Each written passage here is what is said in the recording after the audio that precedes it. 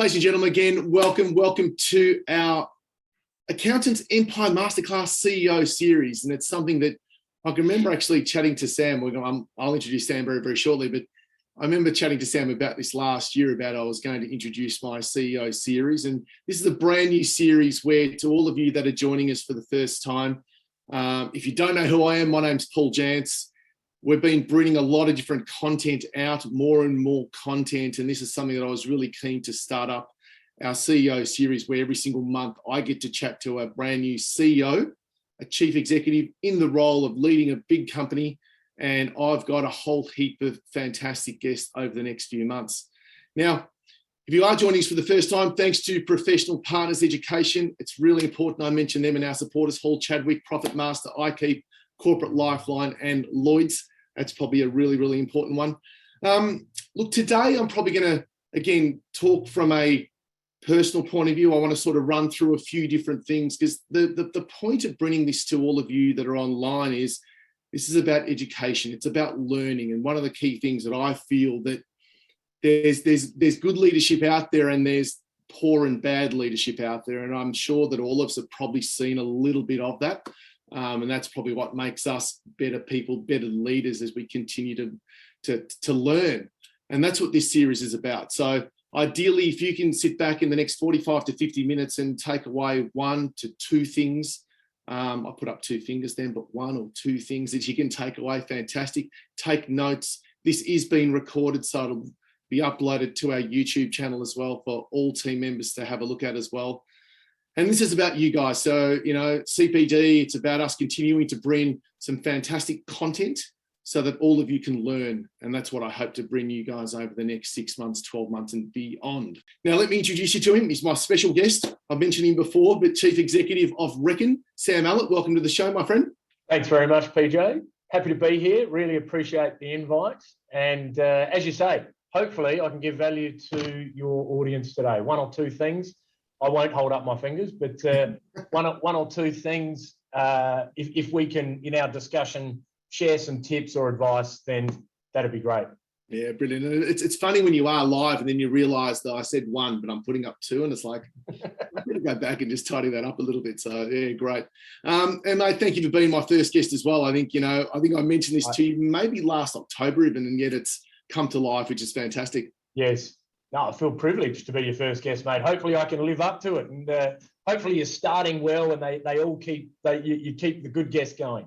Yes, thank you. Now, before we get into the show, I want to sort of paint a picture of, and we went through, I think maybe even last week, we spoke a little bit about the current performance of Reckon. So I want to just touch on some of the numbers, because I might have shared this in some of the socials, and maybe all of you out there heard it, saw it, but if you haven't, Sam leads a public company with, let me just share some of the stats. Sure. 100 mil market cap, about 15 mil of debt, so about 120 mil of enterprise value. You might even sort of want to touch on that a little bit. About $70 million of recurring income, which is, if you can build a model that's got that recurring income, brilliant. And about 30 million of EBITDA. Is that all correct? That is all correct. Yep. And out of the EBITDA, even after development, all of our investment, about 8 or 9 of free cash flow. So real cash generating tech company, which is sometimes a bit different to the norm. Yeah, true. Because I suppose, well, you're right. And I suppose if you're starting up, you know that, and we've dealt with a lot of startups in this world as well, where they suck up a lot of cash, don't they? Absolutely. It's all about, they're trying to get to that model. They're trying to get to the model of recurring income, because it continually hits the bank account. It's pretty good, isn't it? Yeah. So, mate, you are, and you sort of mentioned it before, you're a tech giant, massive growth sector. How do you feel about those sort of numbers when I sort of mentioned 100 mil market cap and 30 million of EBITDA? How do you feel about that? Yeah, good question. First of all, we'll pull you up on tech giant. I wouldn't say we're a tech giant yet. I think we're a very solid tech company, but watch this space. We definitely want to be a tech giant. But I feel a number of things, particularly proud. I'm very proud of the business I work for, proud of the team I lead, proud of the results that we're getting, proud of the clients that we support. So definitely, and very proud of the opportunity to be chief executive of a listed company. There's no question that I had that, what do they call it, imposter syndrome when I first put the green jacket on or took the reins. But I feel very comfortable leading the business now. So I feel very proud with our results. That said, you touched on something there about market cap. There's one thing that burns me, and it's not my primary focus because it should just be an outcome of running a good business. But we are a listed company. Ultimately, we do want to return, good returns for shareholders. But if you look at our market cap on any valuation of a tech company, we are undervalued, in my opinion. I better put that big disclaimer up there. In my opinion, as CEO. Yeah. I do feel we're undervalued. Yeah, as you say, 70 mil of recurring revenue, 30 mil of EBITDA, cash flow generating, and a market cap of 120. It's not even 2 times revenue. And there's software companies out there trading at 9, 10, 20 times revenue. So I'm very proud of the business we run, and that's my number one focus. And I'm very pleased that as CEO and a director, that's my obligation, run the business in the best interest of the business. The one thing I've got a real burning desire to see change, which I know I can only impact by running a good business, is I'd love to see proper recognition on the share market for the reckon value. Interesting. Yeah. So let's get into that a little bit. Now, I suppose before Xero came along, MyOb was the leader. Fair to say, reckon APS always been running around number 2. You took over, you just mentioned you put on the green jacket, probably 3.5 years ago as Group CEO? 3.5 years ago as Group CEO, yeah. So mate, tell us about what's your number one priority? I know we've just spoken about the numbers, and obviously very important to have those sort of numbers, and you spoke about how proud you are about that. What's your number one priority? And when you took over, because I suppose this is an important one, did you actually change anything from the outgoing CEO? Yeah, great question. I'll come to that second bit last, if I can. Sure. What's my number one priority? Look, good lead-in. We at Reckon, we've distributed brands like Intuit QuickBooks for many years. So we really built that QuickBooks brand until we split that partnership and developed our own Reckon One product. Certainly with APS. As you say, when we were QuickBooks and APS, we were a clear number 2 to MYOB. So providing small business accounting and payroll, practice management and compliance for firms that are like on your webinar. And there's no question that Xero came along and disrupted our industry and MyOb and Reckon alike. And in many ways, we should thank them, right? There's no better way than getting a kick up the arse or a bolster to do better than someone coming in and really just changing the thing. They changed the whole model of almost selling software in this space. So what we've been on is a massive journey of taking a very solid, safe, strong performing, great client base, great team, but on-premise tech company to a fast growing, well, it's actually, that's less important, but to a cloud first tech company. So we've had a massive investment in that transition. And fortunately, before I stepped in as CEO, I've been with the company over 20 years. So it wasn't as if I came in externally, and I'm not saying there's anything wrong with that, by the way. Many people probably know me and say maybe they should have gone external. But the reality is I came in with a lot of industry knowledge, a lot of Reckon knowledge, a lot of domain expertise. So I knew the business and I knew I didn't have to change everything. And in fact, there was a lot we were doing right. I just wanted to be crystal clear for the whole market, for the team, for our clients, what our direction was, what our strategy was. And that is to transition all of our products into better versions of the product in a cloud environment. The reality is it is very tough. It's not impossible, but it's very tough to sell software in any industry today if you're not in the cloud. But at the same time, all of our clients, and some of them are big 4 accounting practices and top 10 accounting practices, we're running our on-prem products and they're compliance products. They're compliance products like payroll, tax, general ledger. So it's not as if you can stop one and just release the other. So we've had a real big focus on a safe, fast transition from an on-prem business to a cloud business. That's been the priority. You ask about me stepping into CEO. I'm a front of house kind of guy, and that would be the only difference, I think, or the main difference with my predecessor. The board, and Clive's still on our board, and he's a mentor to me. But the board really realised that we needed someone who was going to be more on the ground, more out there in front of clients, speaking with the team, and leading the business. And that, I would say, is my strength. And really, that's what I came in and did. I got clear, first of all, what is that strategy? How we're going to execute on it? And then it's about communicating it. And you can't do that once, PJ, as I'm sure you're aware. You've got to communicate it over and over and over again. Where are we going? Where are we succeeding? Where do we need to pivot again and do something different?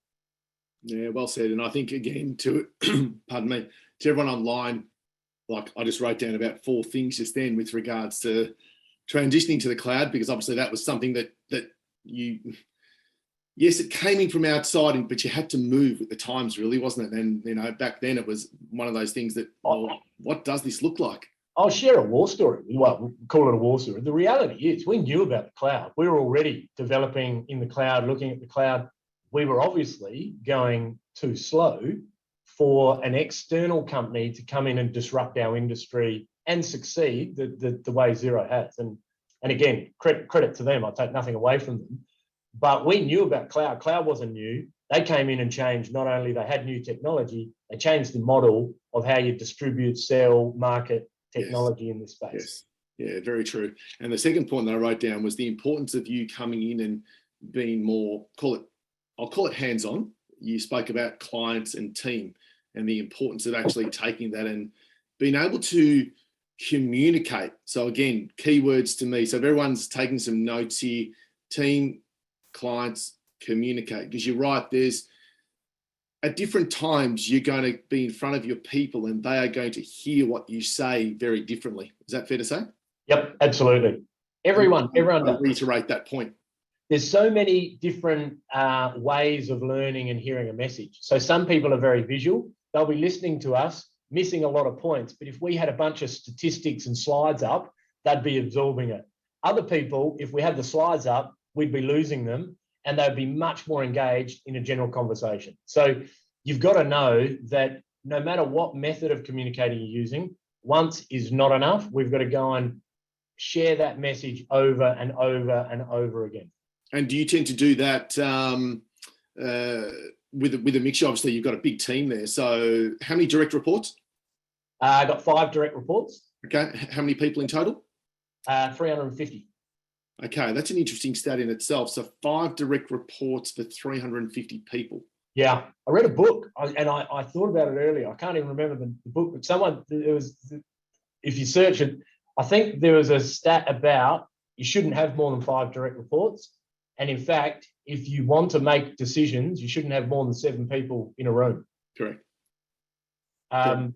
So it's something I've worked on. We do have management meetings, what we call the executive or senior management team. It is more than 7 people.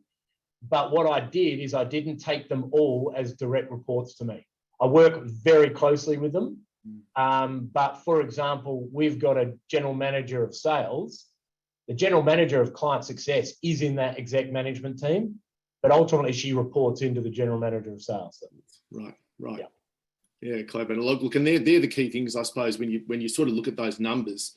And I think I've read that book as well from memory, and it's about capacity and how much time you can actually give to your people to guide them. Yeah. The question I was going to ask was, when you do that on a continual basis, and you're right, some are visual and some are more analytical, and how do you tend to do that? Do you cover most of that? I don't think there's any perfect methodology. I tell you what we do. For the last 2 years, I've spent way too much time staring at a screen, talking to a camera, and presenting slides. Hello. Yeah.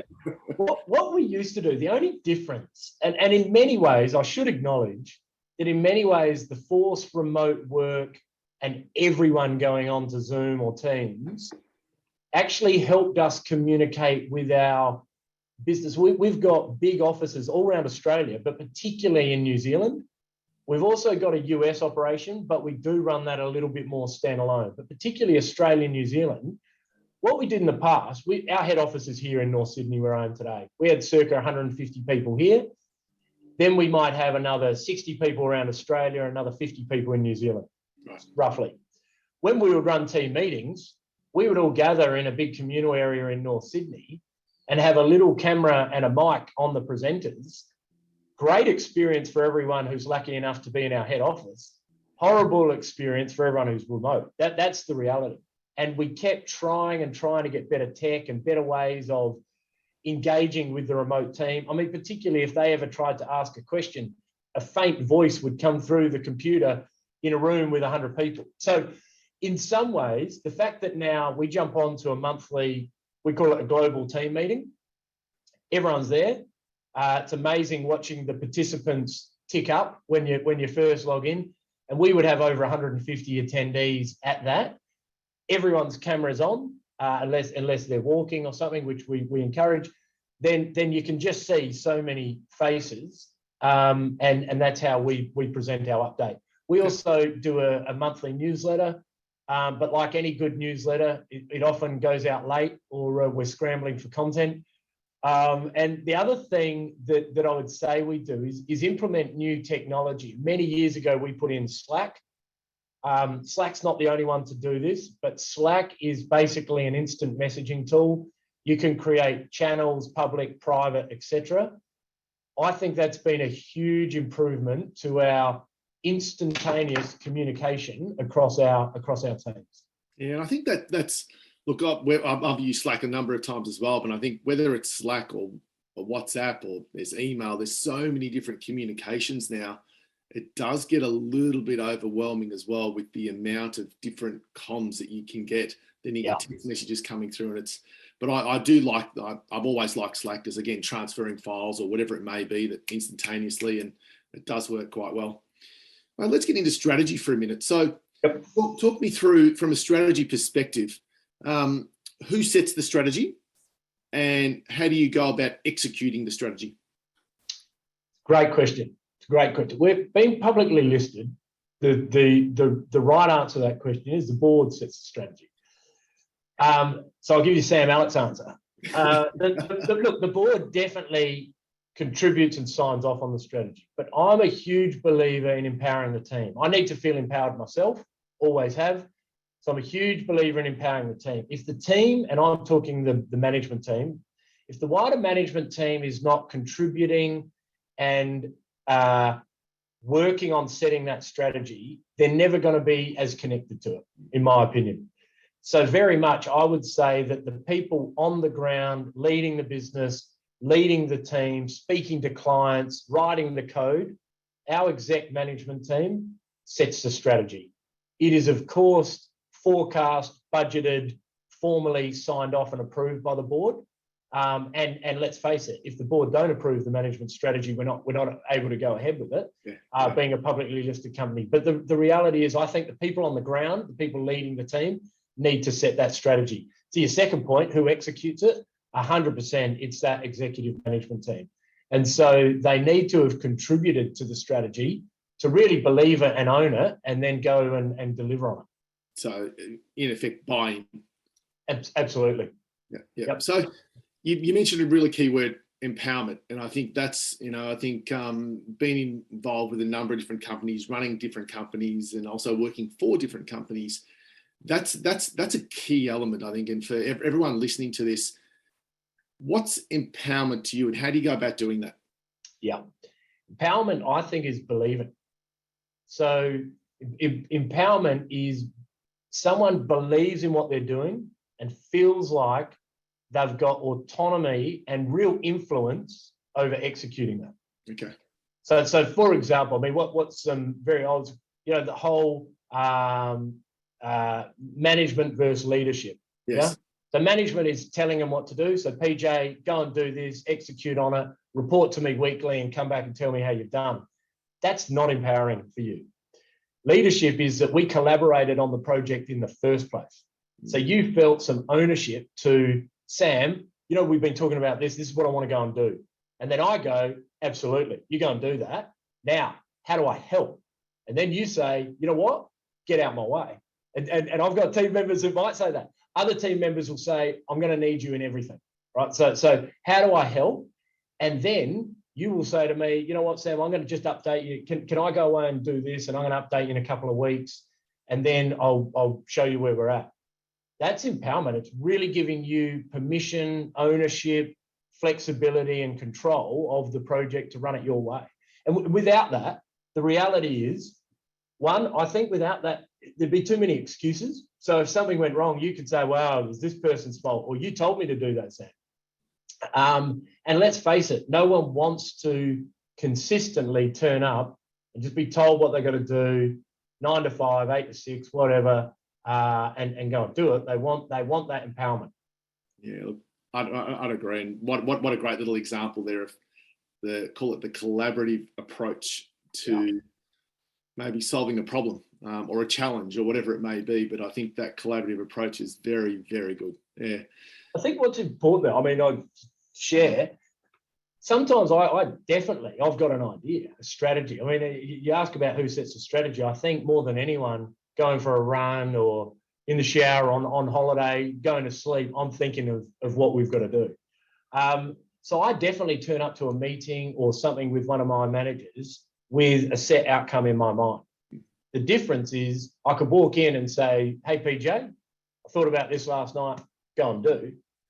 Or I share it in an idea that I'm very comfortable as a leader to be challenged on. Right. Now, that's the difference. I'm not sitting there manipulating and selling them to get to my outcome, but I believe in what I'm suggesting, so I'm going to fight to convince them to get to that outcome, right? And I really think that's a difference. I could absolutely use the CEO tag and say, well, PJ, you're going to do it that way because that's what I've said. That's not going to work consistently and effectively. Yeah, it's a good point. Now, I think we've been through a pretty tough, interesting, I don't know what word to use actually, probably both. Yeah. Over the last probably couple of years. Yeah, exactly. So, and sort of one of the words that continues to come up is resilience, and how we go about continuing to build that. Our accounting industry has definitely stood tall throughout that as well. I think to most of the firms on the line now, there's, without you guys being there to support your clients personally and in business, with the work that you had to do and how you need to hold their hand through a lot of that process. Yeah, it would have been pretty bloody tough.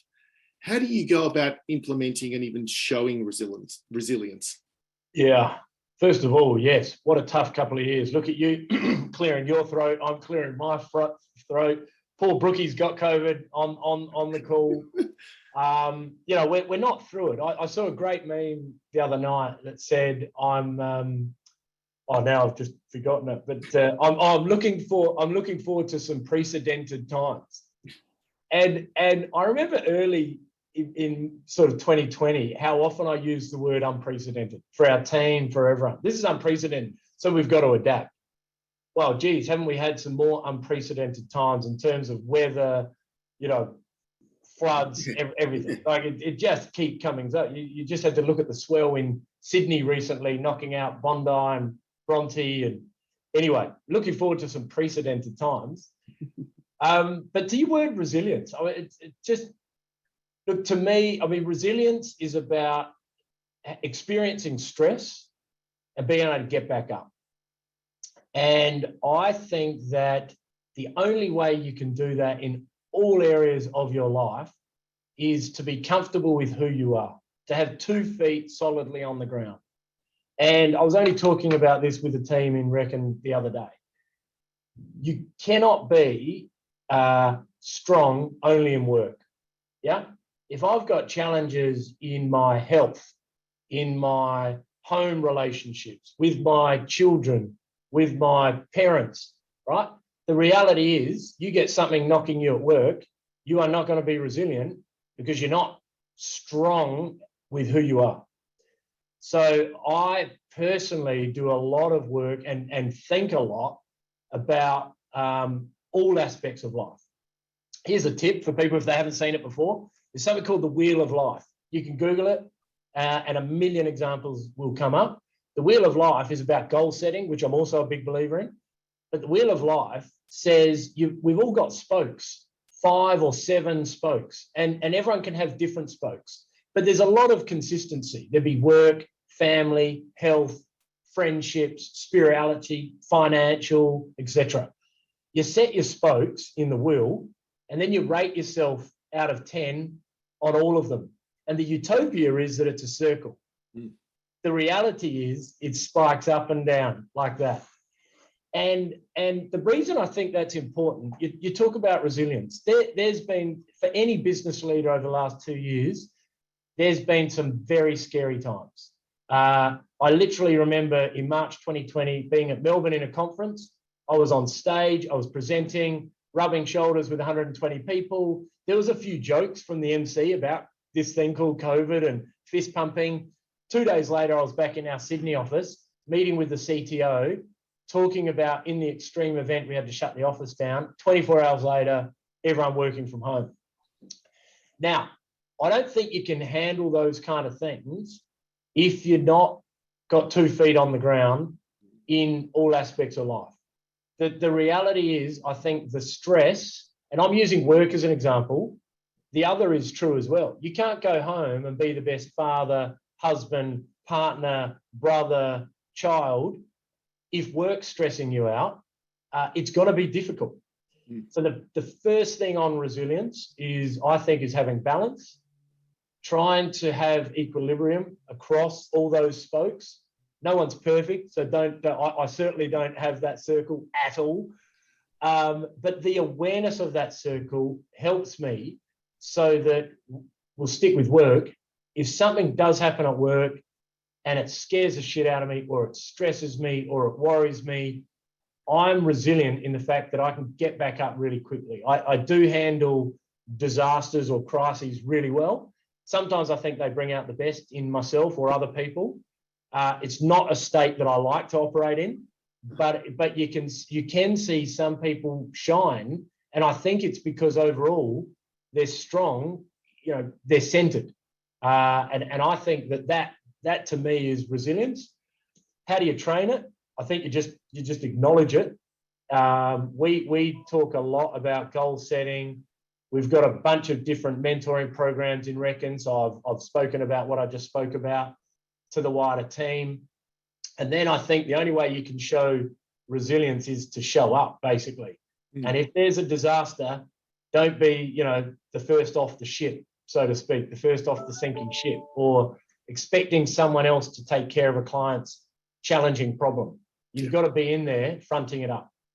Yeah, fantastic little line. And that wheel, it's a funny thing. I can remember doing it years ago, and now I use different elements to get that balance. But you're right, you do it initially and you go, you're doing it out of 10 and you go, yeah, that looks nothing like a wheel. That's not round. No. Exactly. But I think your key point there was it brings awareness to maybe where your focus needs to be. Yep. And I think that's the one thing with all of us. You're right. With the life we're living at the moment, and the kids, and they're growing up and they're challenging us every day as parents. You're right. That balance is just so important. And that's, even me, I've chosen to do more with them and less of other things. Certainly work as an example. So that's more important to me. So getting that balance and being aware of it is really, really important. So great little tip for everyone. I don't mind sharing it with PJ, and I love that. And you and I have a great friendship. We've known each other for so many years. So I'm aware of that with you, and I think that's awesome, right? That family focus. For me, what I realized is that I had no hobbies, and I wasn't seeing my own friends enough. I was seeing, friends of the family. I was seeing parents of the school kids.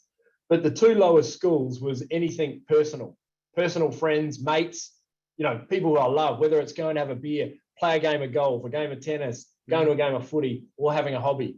And it was just an eye-opener. And just by being aware of it, didn't mean I changed it or fixed it overnight, but I've completely given myself permission to go and try and find a hobby or find something that I'm passionate about and see your mates more. Yeah. And you know what? It's really empowering, because if you do have those challenges, like we're all going to have, there is no one better to talk to than a mate that you've known 5, 10, 15, or 40 years. spot on. And again, just sharing very, very quickly, one of the things that I've done over the last probably 5 years, and you have significant moments in life that push you going towards that way, is I've taken out all the toxicity. Yeah. So therefore, just don't allow it to come in. We know there's people that's toxic in our lives. Come out, and it's about spending quality time with the people you do want to spend time with. So just little things like that, which give you that balance. Drama. I can't swear on this. Who needs drama? Drama. No one needs drama. I would have got a few good, interesting comments, but that's right. So I think, it's important that balance is so important. So yeah, absolutely well said. Yep. Mate, you touched on people before. You touched on, your direct reports. You even spoken about and this is probably a good one to even talk about, because just before we went live, just so everyone is aware, we were talking about how people are starting to come back, and how your people, you used to come into the office and there were 6 in there, and now there's probably circa 40 in there. Yeah. Just touch on that for a second in terms of how important that is to have people back into the office as we start to get back to some sort of normality. And I don't know what normal looks like anymore, so it's interesting. No, you're right. But and there's going to be different views on this. So I, as always, I can only speak from my view. So I think it's good to tell a story. So when that day in March, when all of a sudden we're planning for a full remote workforce, was scary. Is the system going to hold up? Are the team going to be okay? Are we going to be able to run the business? What is probably one of my my proudest moments leading the company was the way our culture stood up. And I'm famous for saying to the team, we are not a complete remote workforce. I don't ever want to be. We haven't been. We're not a complete remote workforce. At the same time, COVID's showing us that we can operate the business remotely. So we don't have to be a 5-day in the office workforce either. So it gives us choice and flexibility. But the thing that really shone in those early COVID days was our culture. And it couldn't come just from me, because I was sitting at home myself. It couldn't come just from the management team, but the team starting up support channels like, are you homeschooling your kids? Let's all chat about the challenges. Are you getting your fitness enough in your local area and not going to a gym? Let's share cooking. We had all these different groups start from different people in the business to support the team. Clever. Where we're at now, I don't mind sharing. I think if you we've surveyed the team throughout.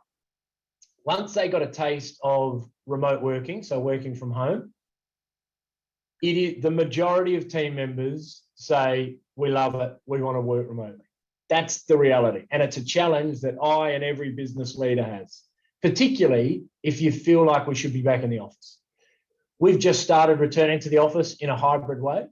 And I've got to tell you, the energy out there today was great. It's one of the biggest groups of team, probably 45 people, the banter, the chatter, the collaboration. I loved it. I'm in the office nearly every day, but there might be only half a dozen of us some days. So it's very, very quiet. So for me, I think that for Reckon, it's definitely going to be a hybrid approach. We've always had flexible work. We employ people all over the world. We've got people working in Malaysia for us. We've always had remote work as a concept. We also travel. I'm sure a lot of your listeners travel, and the ability to log in, sit on a webinar, or even run a webinar from a hotel room. So we know technology stands up, but ultimately there's too much, in my view, for Reckon and for humanity in a way. We need social interaction. We need to see people. We need to get out of our homes. We need to get out, socialize, communicate, and build those relationships that you can't just build over a screen. So getting back to the office is very, very important to us. But again, not 5 days a week, everyone in the office all the time. We'll definitely be a hybrid workforce, and we've got to be flexible and see how the team respond. Yeah, well said, well said. It's a funny one, as we clear our throat again. I usually try and put it on mute, sorry.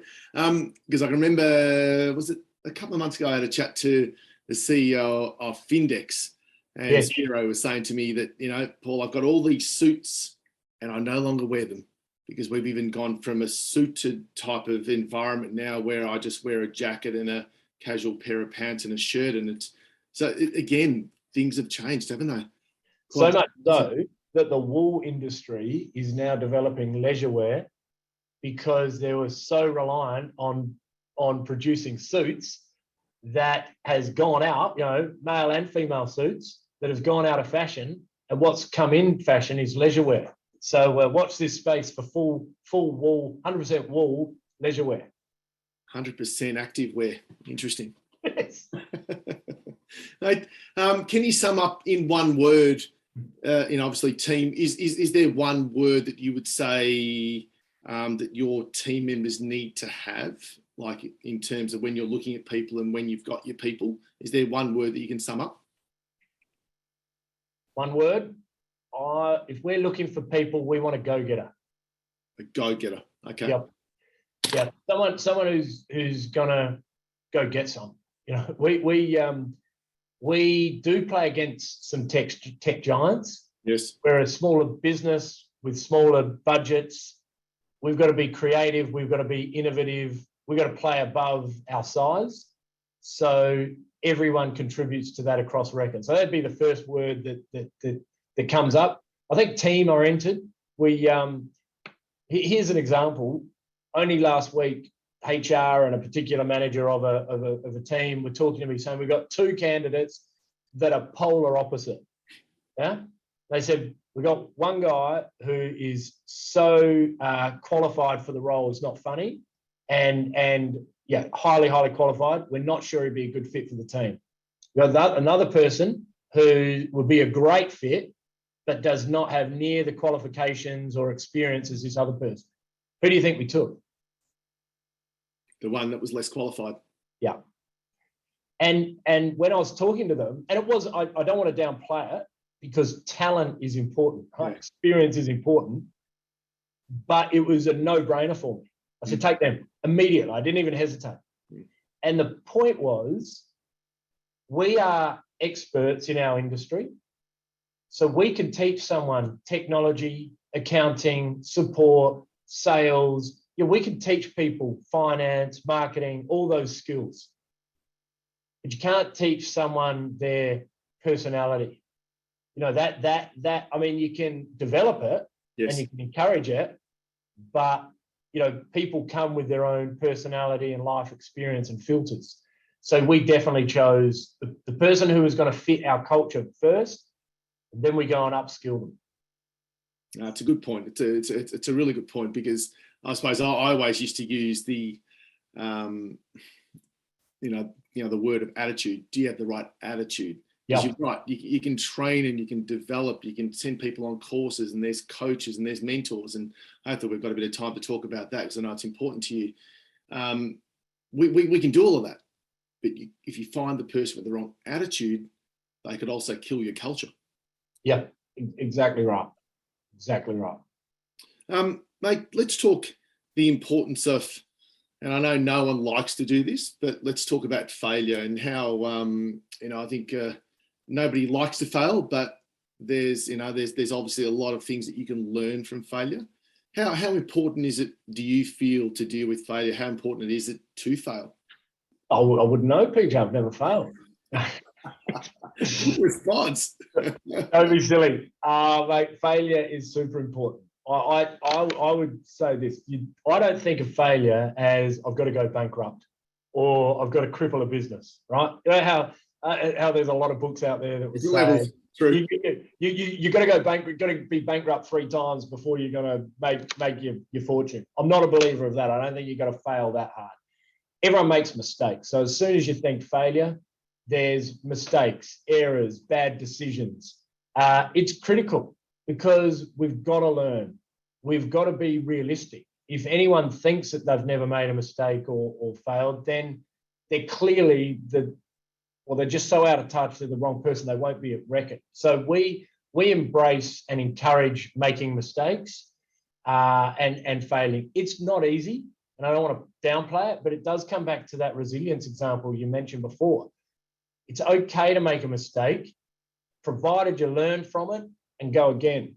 And in fact, one thing that I would say I'm good at is I make decisions, and I don't, what's the word? I don't procrastinate too long. If we need to make a call, I make a call.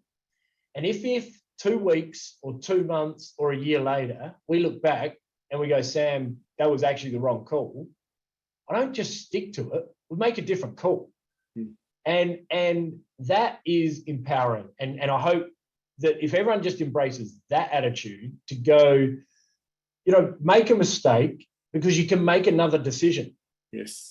Don't, you're not going to, some mistakes are bigger than others and some failures are bigger than others, obviously, but you shouldn't even fear those. Make the mistake so we can learn from it and then say, actually, I've got to get on and improve it. And I've made some howlers. Yeah, brilliant. And thanks for sharing and the honesty in that as well. But if you had to look at good or great leadership and maybe some not so good, let's call it, if you had a top 3 things of what not to do and top 3 things of what to do, putting you on the spot here, what would be your 3 that you can probably share with all of our guests here? And let's start with the positive of what to do. What to do? I think leadership is about being real, is about connecting with people. Look, it depends on the role. So for me, I have to paint the vision. I have to tell everyone where we're going and why, and then communicate that. That is the role of the CEO, the managing director, the managing principal, the managing partner. Lots of people have a role to play in that. So if you're a partner sitting on this call and you work in a firm with 10 partners, just as important that you set that vision and communicate it. I think that's critically important. And then being open. So being real, maybe is a better way of saying it, that to be approachable. It's not exactly what I want to say, but I can't stand bullies. I just can't fathom it. I never have. But that thought of being a leader or a manager is to be the biggest person in the room, and to get there is to put down others. That is not leadership, right? It's the entire opposite. Be the biggest person in the room by being comfortable with who you are, with your position in the room, and allowing others to shine. And if you can do that, you can create that environment where everyone's got a voice, where everyone's contributing, and you are also contributing in that environment, then that's being a leader. And the only other thing I'll say is in your one-on-one leadership, for me, again, I connect with the whole of the person rather than the person in that specific role at Reckon. Because if we could do that, we're so much more aware of what's happening for the whole of that individual and how to help them be the best they can for their slice of time that they're at Reckon. Yeah, brilliant. And look, there was just a comment there I wrote down: make others shine. Yeah, I think that's such an important point. If you can get yourself to that point that sitting down and working with people, and obviously you've got a lot of people to push that vision through, but you've got your direct reports, and how do I make others shine? So it's not about me, it's about them. Yeah. And I think it's a good point to even reflect on sometimes. Do I do that with my children? Do I do that with my partner, my wife, my husband, whatever it may be? Do I allow that to happen, or am I just the bully? And that's a good, interesting question to ask yourself. To help, if this is resonating with someone, there's a lot of evidence now that there's health benefits. It's so rewarding to the individual that helps someone else shine without any being the star themselves, right? That empathy, that support, that if you can really help someone else succeed, there is now proven health benefits that it kicks off certain cortisone and chemicals in our brain that is so rewarding, it's like doing physical exercise. Interesting. Now, I'm going to get some people to, just because we've gone 12:46, if we've got any questions. I know there was a comment before from Nick that spoke about, let me just quickly reiterate that because it was a good one. Sam may be happy to know that I ran some numbers and Reckon is definitely undervalued as a stock at the moment. So in a big way, there you go. Thanks, Nick. Again, my disclaimer is, in my opinion, And as CEO of the company, I certainly can't encourage or discourage anyone trading our shares. Yes. But, well if said. You've got questions, please drop them into the Q&A or into the chat, and I'll definitely look at that. Mate, look, it's probably a silly question to ask because I probably know the answer, but the importance of, let's talk listen or talk, sort of before we wrap up and we, we go to a few questions. Are you a listener or a talker? And what's some advice you can give on both? It's a good question. The reality is I'm a talker and I need to be a better listener. I'm aware of it, so I try very hard to do it. Now, at the same time, I actually think the research would argue that listening is better. I've learned, that I've got over that imposter syndrome. I've learned that one of my skills, particularly when I'm on song, is taking a message, a story, an important, could be difficult message, and articulating it in a way that people get, all kinds of people, whether it's a team, clients, market as a whole. It's a skill I've got, so I've got to embrace it, not go, hang on, don't be the talker. So I've got comfortable with that, and I am a talker, there's no question. But I'm so aware of the power of listening, and what I would say is that I'm much better at really hearing what people are saying. Okay. So it's not just listening and paying lip service, it's actually listening, really hearing what the message is, what the context of what that person is telling me. Yeah, that's really well said. And I think if anyone wants a challenge out there, one of the challenges that I took on last year was to try and coach an under-10s footy side. I guarantee you none of them listen. And they only want to talk. And they want to tell you how to coach. So it's interesting, again, to challenge yourself to try and get better as a leader, because you've got to be a lot more empathetic, listening. You've got to take their point of view as well as push your point of view across. It's an interesting mindset that has challenged me, and my son's in that side as well. So it's like, okay, interesting. But it helps you in your whole life, I believe, because it's different aspects you take. So yeah, really. Children are great educators or teachers in skills we've got to learn. So true, so true. Let me just check. There's no questions coming through. So that's probably a good thing, because people are enjoying it, hopefully. But if you do have anything you want to ask Sam, please throw it in there. But mate, I'm going to look to wrap up. Look, appreciate you coming on here, your comments, your thoughts, the advice, the honesty, the authenticity. It's something that I've always enjoyed in talking to you. I know we've had some great chats, and we probably don't, to be fair, we don't catch up enough, and we say that quite a lot as well. But to all of you that have joined us today, look, thanks for joining us. I hope you've enjoyed what Sam has had to share. I'm just going to quickly jump to some, there's nothing in the Q&A, so that's probably a good thing. Look, again, there's this series is about taking some things away and challenging yourself. So hopefully you've got the ability to do that. Again, I've mentioned that this has been recorded. This will go into our YouTube channel.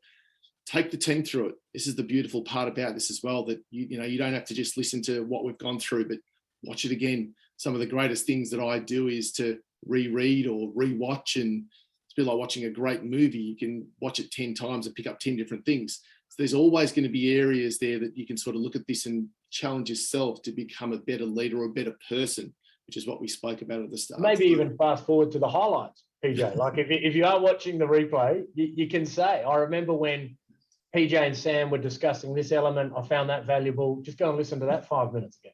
Yeah, very, very, very true. So it's there's heaps of things here, and there's going to be look out my next guest. So everyone's sort of into the frame for this. It's the chief executive of Practice Ignition. I think it was. It's now Practice App. I think it is. So Guy Pearson's joining me here for our next show, which is going to be fantastic. It's probably going to be, I think it's early May, around the 5th of May, once we get over school holidays and Easter and so on. And I've also got my next Women in Accounting show coming up soon as well. So look out for the invitation for that. So Sam Allert, thank you for joining us. Thanks for being open. Thanks for being honest, mate. It's always a fantastic chat with you. And my pleasure. I'll see you in Sydney next time. Yes, my pleasure. Thanks very much for the invite. And, I hope someone did take one or two things away. That's it. Till next time, I'll see you all next time. Thank you very much. Thanks, Sam. All the best, everyone. Cheers.